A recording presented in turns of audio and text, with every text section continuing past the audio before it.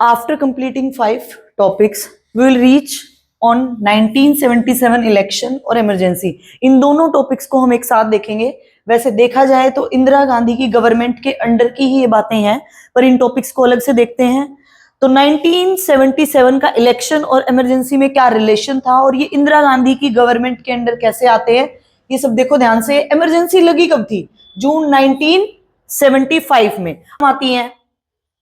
Election नहीं हो सकते, डेमोक्रेटिक राइट्स जो हैं वो सस्पेंड हो जाते हैं, प्रेस सेंसरशिप लग जाती है, यानी कि कोई भी जिस गवर्नमेंट ने इमरजेंसी लगाई है उसके खिलाफ कोई भी बात नहीं प्रिंट कर सकते, कुछ भी नहीं कह सकते। प्रेस की जो फ्रीडम है वो खत्म हो जाती है, हमारे डेमोक्रेटिक राइट्स जो हैं वो सस्पेंड हो जाते हैं, we can't enjoy our freedom. उसके बाद अपोजिशन लीडर्स जो है वो जेल में डाल दिए गए थे। ये कब की बात कर रहे हैं हम? इमरजेंसी लगी थी 1975 में। जो गवर्नमेंट जो है वो सब कंट्रोल में था। किसकी कंट्रोल में था? ऑब्वियसली किसकी बात कर रहे हैं हम? किसने लगाई? इंदिरा। अब ये लगाई क्यों गई थी? अगर इसके बेस पे जाएं तो देखो यहाँ 1975 पे अगर बैकग्राउंड चेक करें तो बहुत सारी बातें पढ़ने को मिलेंगी कि गरीबी बढ़ गई थी, अनएम्प्लॉयमेंट बढ़ गया था, बेरोजगारी आ गई थी, बहुत सारी प्रॉब्लम्स देखने को मिलती हैं। लेकिन मेन मुद्दा क्या था, जो कि इलाहाबाद हाई कोर्ट ने भी फाउंड किया, पता लगा लिया था कि इंदिरा गांधी गिल्टी है इलेक्शन को इरेगुलर, जितनी भी इरेगुलरिटीज हैं इलेक्शन में, यानी कि इलेक्शन 75 में इलाहाबाद हाई कोर्ट ने जब पाया कि इंदिरा गांधी गिल्टी है इलेक्शन प्रोसेस में, तो उन्होंने क्या कह दिया था कि फर्दर अब इंदिरा गांधी प्राइम मिनिस्टर नहीं रहेगी, ये डिक्लेयर कर दिया था इलाहाबाद हाई कोर्ट ने। उसके बाद रिजाइन देने की बजाय, instead of resigning, she advise to the president, क्या कहती हैं वो प्रेसिडेंट को, कि हमें इमरजेंसी डिक्लेयर कर देनी चाहिए। किस बेसिस पे? क्या कहकर? कि थ्रेट है हमें नेशनल सिक्योरिटी का। तो ये कहकर जो इमरजेंसी है वो डिक्लेयर की गई अंडर द आर्टिकल 352 1975 में। 25 जून 1975 को इमरजेंसी डिक्लेयर कर दी गई। तो मेन प्रॉब्लम क्या दिखी आप लोगों को? कि इंदिरा गांधी को अपनी गवर्नमेंट को बचाना था, ठीक है, कांग्रेस को रिस्टोर करना था, उसकी पावर्स को रिस्टोर करना था। जहां इलाहाबाद हाई कोर्ट ने कह दिया था कि अब फर्दर जो है प्राइम मिनिस्टर नहीं रहेगी, कौन? इंदिरा गांधी। तो उसने रिजाइन नहीं दिया, क्या किया? प्रेसिडेंट को बोला कि हम क्या करते हैं, इमरजेंसी लगा देते हैं। और इमरजेंसी जैसे ही लगी तो ये प्रॉब्लम फेस करने को देखी। देखो, अपोजिशन लीडर्स को जेल में डाल दिया गया। ऐसा पॉसिबल है कि सारे ही अपोजिशन लीडर गलत हो और इंदिरा गांधी ठीक हो? इट्स पॉसिबल नहीं है ना। फिर भी जो अपोजिशन वाले लीडर्स थे जो उनकी इमरजेंसी को गलत ठहरा रहे थे, तो उनको जेल में डाला गया। मतलब कि सेंसरशिप, राइट्स नहीं रहे। अब राइट, डेमोक्रेटिक राइट, यानी कि हम अपने हक के लिए जो बोलते हैं, जो फ्रीडम होती है, राइट टू एक्सप्रेस, हम अपनी बातों को एक्सप्रेस कर सकते हैं, हमें अपनी बात रखने का अधिकार है, वो छीन लिया गया। जब अपोजिशन लीडर्स ने उनके खिलाफ बोला तो उनको जेल में डाल दिया गया। फिर गवर्नमेंट, पूरी गवर्नमेंट को कंट्रोल कर लिया। अब उसके बाद क्या होता है, जितनी भी अपोजिशन, जैन में 1977 में अनाउंस कर दिया जाता है कि जनरल इलेक्शन होंगे। उसके बाद इमरजेंसी रिमूव होनी शुरू हुई और एग्जैक्टली मार्च 1977 में जब जनरल इलेक्शन होते हैं, जिसमें कि जनता पार्टी फॉर्म होती है। अब जनता पार्टी क्या थी? अलग अलग लीडर्स ने क्या किया था, अलग अलग पार्टी थी, जो जैसे जनसंघ थी, जनसंघ कांग्रेस पार्टी थी जो कांग्रेस से स्प्लिट होके बनी थी, भारतीय लोकदल था, सोशलिस्ट थी, ये सारी अपोजिशन वाली पार्टी थी। किसके अपोजिशन वाली? कांग्रेस, इंदिरा गांधी के अगेंस्ट वाली अपोजिशन वाली पार्टीज थी। इन्होंने हाथ मिलाया कि हम क्या करेंगे, एक साथ मिलकर और इंदिरा गांधी की गवर्नमेंट को गिराएंगे, अब इसकी सरकार को गिराएंगे। और 1977 में इंदिरा गांधी और उनका बेटा दोनों को ही सीट नहीं मिली थी इस इलेक्शन में, वो दोनों हार गए थे। तो यहाँ पर इन सारी छोटी छोटी पार्टी ने क्या किया, जिसमें कि मोरारजी देसाई की पार्टी बोला जाता है हमारी जनता पार्टी को, ये बनाई गई। क्यों बोला गया? क्योंकि जो पीएम बने थ्रू दीज इलेक्शंस, ये 1977 में जो इलेक्शन हुए, अब तक कौन थी प्राइम मिनिस्टर? इंदिरा गांधी। अब देखो हम पिछले टॉपिक से ही पढ़ते आ रहे हैं, इंदिरा गांधी की गवर्नमेंट के अंडर क्या था, कितने सारी प्रॉब्लम्स आई हैं, ग्रीन रिवॉल्यूशन भी हुआ है, गरीबी हटाओ भी पढ़ा है हमने, इसमें कुछ पॉजिटिव बातें भी पढ़ी हैं हमने, कुछ नेगेटिव भी पढ़ी हैं। उसके बाद हम क्या देख रहे हैं कि जब जनता पार्टी फॉर्म होती है, अलग अलग अलग छोटी छोटी पार्टीज से मिलके जब कांग्रेस को हराने के लिए एक पार्टी बनाई गई, तो उस पार्टी के जो लीडर थे वो मोरारजी देसाई थे, तो यहां से वो पीएम बनते हैं। ये बात भी ध्यान रखें कि इंदिरा गांधी के बाद पीएम कौन बना हमारा भारत का, मोरारजी देसाई हमारे सामने आए जनता पार्टी के थ्रू। जनता पार्टी फॉर्म किसने की, इन छोटी छोटी पार्टीज ने फॉर्म की। इज इट क्लियर, ये क्लियर हुआ। देखो दोबारा से इंदिरा गांधी की गवर्नमेंट के अंडर बहुत कुछ हुआ, बांग्लादेश क्राइसिस हुआ, ग्रीन रिवॉल्यूशन हुआ, ठीक है, इमरजेंसी हुई। अगर बात आती है इंदिरा गांधी की गवर्नमेंट की तो ये सारी चीजें इसमें इंक्लूड कर सकते हो। अगर अलग से पूछ लिया जाए 1977 के इलेक्शन का बैकग्राउंड ये रहा, इमरजेंसी। इन इलेक्शन के साथ ही, क्योंकि ये इलेक्शन बड़े ही इंपॉर्टेंट है, हमारी पॉलिटिकल हिस्टोरिकल वैल्यू बहुत रखते हैं, क्योंकि इसी इलेक्शन के साथ हमारी जो इमरजेंसी है वो रिमूव हुई थी। इस इलेक्शन में कांग्रेस पार्टी को हराया भी गया था, इंदिरा गांधी को रिमूव भी किया गया था इसके थ्रू, तो बहुत मेन है, ये मेन रोल प्ले करता है हमारे इलेक्शंस में। उसके बाद इमरजेंसी जो आती है वो अभी हमने देखी, इमरजेंसी किस आर्टिकल के अंडर लगी थी, 352 के अंडर, जो कि थ्रेट टू नेशनल सिक्योरिटी को दिखाता है। 25 जून 1975 को ये लगाई थी इंदिरा गांधी के थ्रू, जब इलाहाबाद हाई कोर्ट का सम्मन उनको आता है कि अब फर्दर आप पीएम नहीं रहेंगे।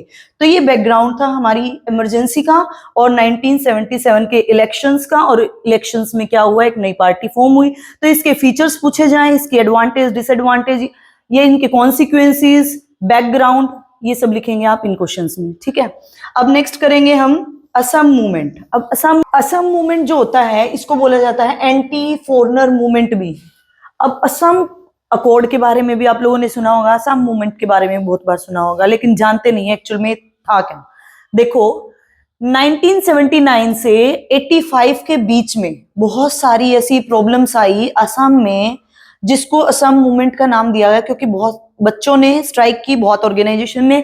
इसमें मेनली जो स्टूडेंट्स थे और कुछ स्टूडेंट यूनियन से रिलेटेड जो ऑर्गेनाइजेशंस थी, इन्होंने मूवमेंट किए थे। क्यों किए थे, इनका मेन एम था कि हमें रिमूव करना है इलीगल इमिग्रेंट्स को, जो इलीगली हमारे असम में आ गए हैं और जबरदस्ती घुस गए हैं, और अपने उस एरिया को हम खोते जा रहे हैं, अपने कल्चर को, अपनी लैंग्वेज को, तो उनसे हमें बचना है।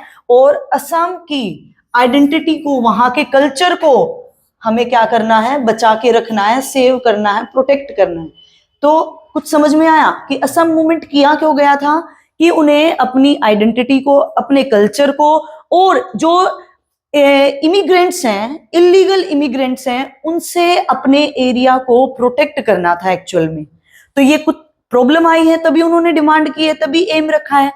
तो ये प्रॉब्लम, इसका अगर बैकग्राउंड देखें या कॉजेस देखें कि रीजन क्या थे, ऐसा क्यों हुआ, तो इलीगल माइग्रेशन हुआ था, स्पेशली जब ईस्ट पाकिस्तानी कहां पर आते हैं, कहां आए थे ईस्ट पाकिस्तानी, इंडिया में, और वहां से इन्होंने डिमांड की थी क्या करने के लिए, एक अलग नेशन की, जो कि बन गया था बांग्लादेश 71 में। तो स्पेशली 71 के बाद ऐसा बहुत हुआ कि इलीगल माइग्रेंट्स बिना परमिशन के इलीगली असम में घुस गए। वोटर लिस्ट इशू आया सामने 1979 में, जहां से ये मूवमेंट शुरू हुए, असम में प्रॉब्लम शुरू हुई। क्या देखा गया कि 1979 में बहुत सारी वोटर लिस्ट में ऐसे लोग इंक्लूडेड थे, एडेड थे, जो कि इलीगली माइग्रेंट्स हैं, वहां पर इलीगली वहां पर आए हुए हैं, वहां के नहीं हैं। इकोनॉमिक कंसर्न देखें या फिर अगर हम देखें कल्चरल कंसर्न भी बहुत ज्यादा था। जो आसाम के लोग थे उन्हें वोटर लिस्ट में देखने के बाद और क्या देखा कि हमारी इकोनॉमी को, अब इकोनॉमी को कैसे प्रॉब्लम होगी, कैसे उनके कल्चर को प्रॉब्लम होगी। अब इलीगल कोई लोग, अगर सोच के देखो, सपोज तुम्हारे घर में कोई जबरदस्ती घुस गया है, चाहे तुम्हारा नून भी क्यों ना हो, जबरदस्ती आ गया है, जिसे तुम पसंद भी नहीं करते हो, जबरदस्ती तुम्हारे साथ रह रहा है, कितनी प्रॉब्लम आएंगी।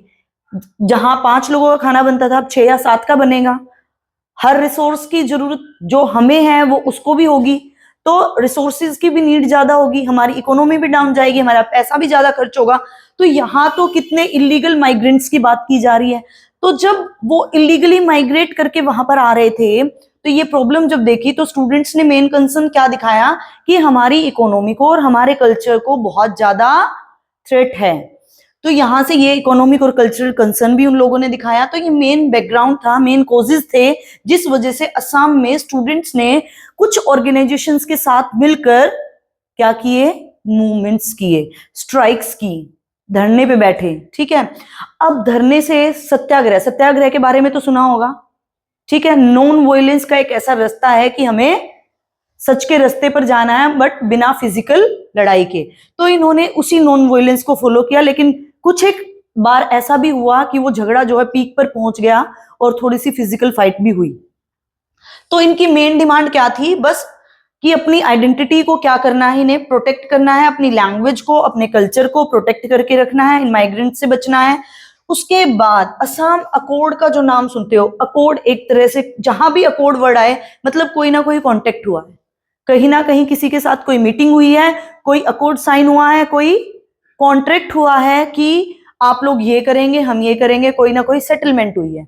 कहीं भी अकॉर्ड आए किसी के भी साथ, तो अब असम के साथ अकॉर्ड लगाया यानी कि कुछ हुआ है, कोई सेटलमेंट हुई है। अब वो सेटलमेंट किसके बीच में हुई है, देखो 15 अगस्त 1985 में जो AASU, जो ऑल असम स्टूडेंट्स की यूनियन थी, ऑल असम स्टूडेंट्स यूनियन थी, उनके जो लीडर्स थे वो और गवर्नमेंट ऑफ इंडिया, किसके साथ, हमारे भारत की गवर्नमेंट के साथ उनके यूनियन के कुछ लीडर्स की मीटिंग होती है, एक अकॉर्ड बनाया जाता है, कुछ पॉलिसीज तैयार की जाती हैं, अपनी आइडेंटिटी को, कल्चर को कैसे बचाया जाए, और उस पे नेगोशिएशन होता है, बातें होती हैं और सॉल्यूशन निकाला जाता है और उसको फाइनल किया जाता है, जिसको बोला गया था असम अकॉर्ड। और ये कब हुआ, 15 अगस्त 1985। तभी कहा जाता है असम मूवमेंट कब तक चला, 79 से 85 तक चला। उसके बाद देखो एक पार्टी बनती है बेटा, AGP, असम जन परिषद। ठीक है, वहां के लोगों ने एक पार्टी बना ली। अब ये पार्टी किसने बनाई, जो यूनियन के लीडर्स थे और इन मेन मूवमेंट्स में जो लीड कर रहे थे, जो एज अ लीडर हमारे सामने आए, उन्होंने मिलके असम के साथ ऐसा आगे ना हो एक पार्टी बनाई। अब ये पार्टी बन जाती है अकॉर्ड के बाद, और उसके बाद जब 85 में इलेक्शंस होते हैं तो AGP जीत भी जाती है और गवर्नमेंट फॉर्म करती है at state level. State level पे क्या कर लेती है, गवर्नमेंट फॉर्म कर लेती है। ये पार्टी जो किसकी बनी थी, असम के जो लीडर्स थे उस मूवमेंट के, उन्होंने मिलके जो पार्टी बनाई थी, कौन सी पार्टी बनाई थी बेटा, AGP। और ये पार्टी जीत जाती है इलेक्शन में 1985 में और अपनी गवर्नमेंट बना लेती है असम में स्टेट लेवल पे। गोट इट, समझ में आया। असम अकॉर्ड था क्या, असम मूवमेंट क्या था, ये सिंपली जो माइग्रेट करके आ रहे थे, इलीगली लोग आ रहे थे असम में, उनके अगेंस्ट वहां के लोग कि हमारे कल्चर को, हमारी लैंग्वेज को, हमारी इकोनॉमी को, सब चीजों को खतरा है, थ्रेटन जब उन्होंने फील किया तो उन्होंने मूवमेंट स्टार्ट किए 79 में और 85 तक ये मूवमेंट जो हैं चले। और कब बंद हुए, इस अकॉर्ड के साथ। Got it. तो एक क्वेश्चन के साथ दोनों समझ आ गए, असम मूवमेंट पूछा जाए या असम अकॉर्ड पूछा जाए। अब ये दोनों एक साथ करेंगे कि कोलिजन गवर्नमेंट क्या होती है और NDA एंड UPA क्या है।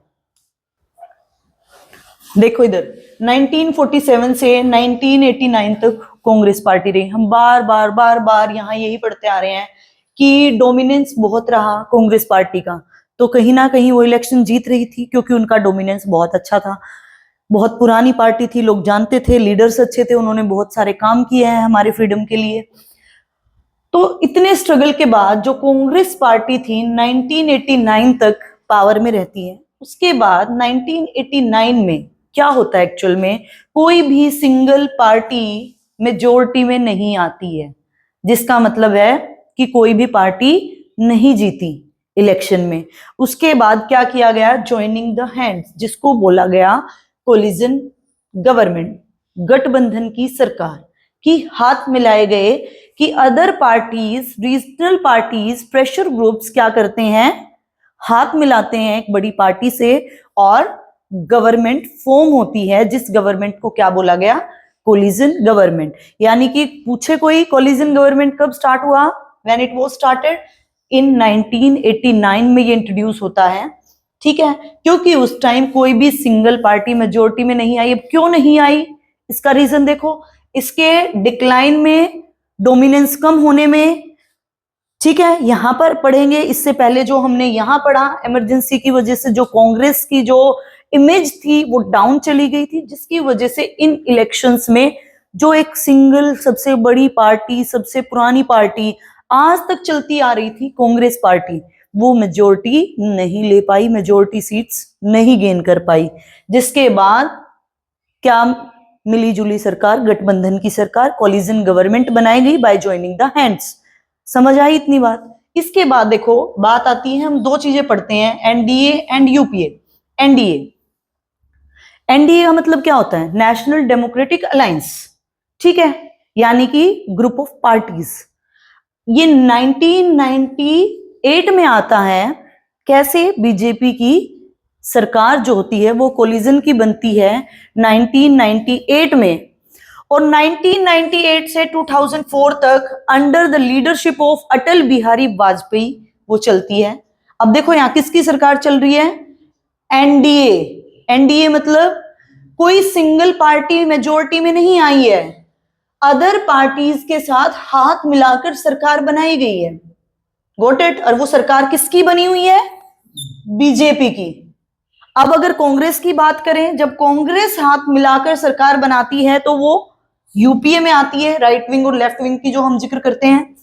तो एनडीए जो है वो एक तरह से सिंपल लैंग्वेज में अगर याद रखें, एनडीए बीजेपी और यूपीए कांग्रेस की है। जब गठबंधन की सरकार कांग्रेस की है, इट मींस क्या है, यूपीए चल रही है, और जब बीजेपी की है इट मींस क्या चल रहा है, एनडीए। ठीक है, नेशनल डेमोक्रेटिक अलायंस। अब यहां पर 1998 से 2004 अटल बिहारी वाजपेयी क्या रहे, पीएम रहे, और अब फिर से यही है, एनडीए चल रही है 2014 से टिल नाउ। कौन है, मोदी जी हैं।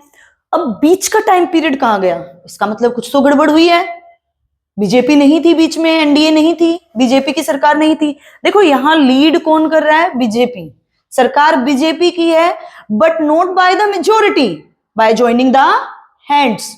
Are you getting the point. यहां तक कि हम बात कर रहे हैं 47 से 89 कांग्रेस पार्टी मेजोरिटी से गई है। कोई एनडीए यूपीए यहां नहीं लिखा हुआ, क्योंकि वो मेजोरिटी से वोट लेकर गई है, मेजोरिटी से जीती है इलेक्शंस। लेकिन जब हम बात कर रहे हैं बीजेपी बनी है थ्रू द एनडीए, मतलब कि किसी पार्टी के साथ हाथ मिलाकर वो आज गवर्नमेंट फॉर्म करे हुए। Got it. तो यहां पर 2014 से टिल नाउ की स्टोरी क्लियर है, मोदी जी हैं।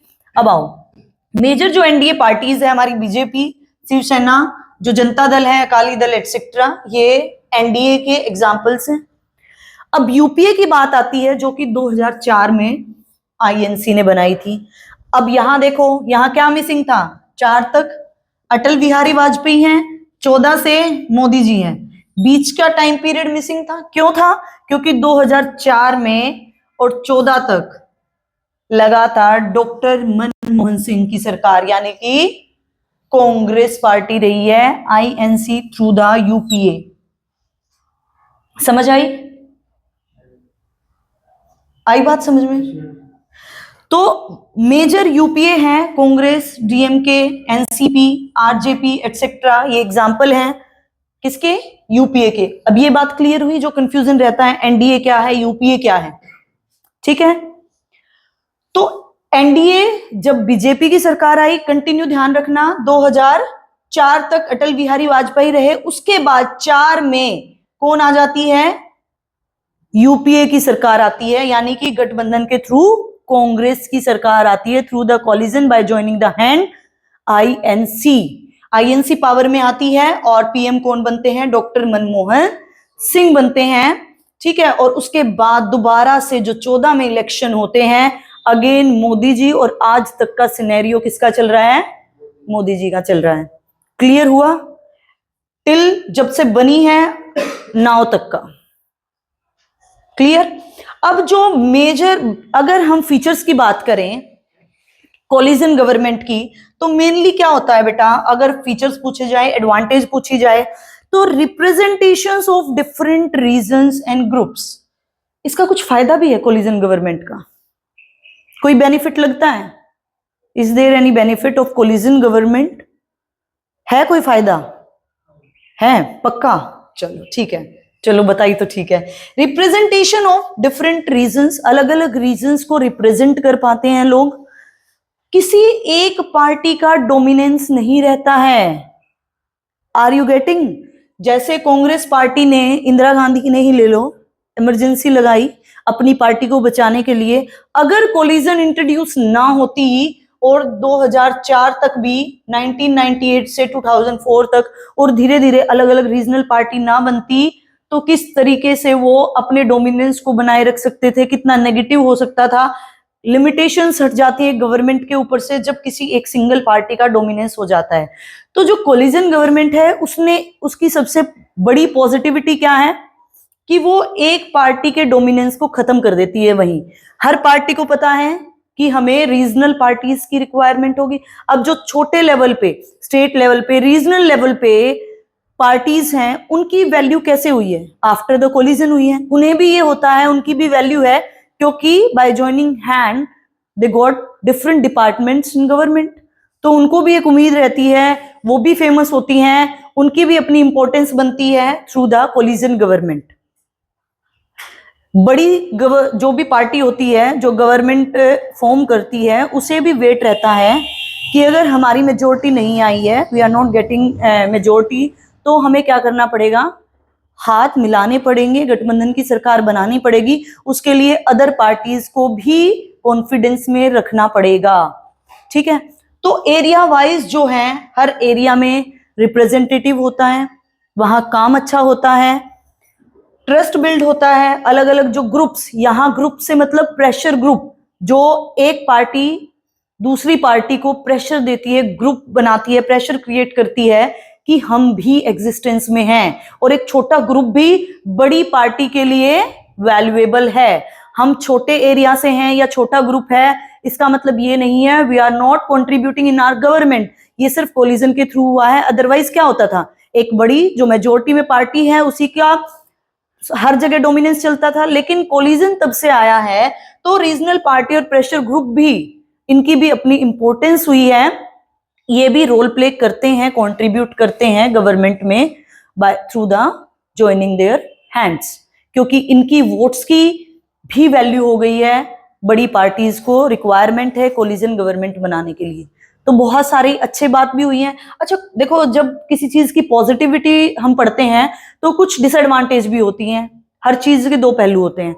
जैसे it's a time taken, time बहुत लेता है, करप्शन को थोड़ा बढ़ावा देता है, और बहुत सारा जो डिसीजन मेकिंग है उसमें थोड़ा डिले होता है। कुछ ये डिसएडवांटेज भी है हमारी कोलिजन गवर्नमेंट की, बट ये एडवांटेज बहुत हैं कि रीजनल जो पार्टीज हैं, रिप्रेजेंटेटिव्स हैं, डिफरेंट डिफरेंट रीजन्स की, अलग अलग एरियाज, ग्रुप्स, उनको इंपॉर्टेंस मिलती है, एक पार्टी का डोमिनेंस खत्म हो जाता है। Is it clear?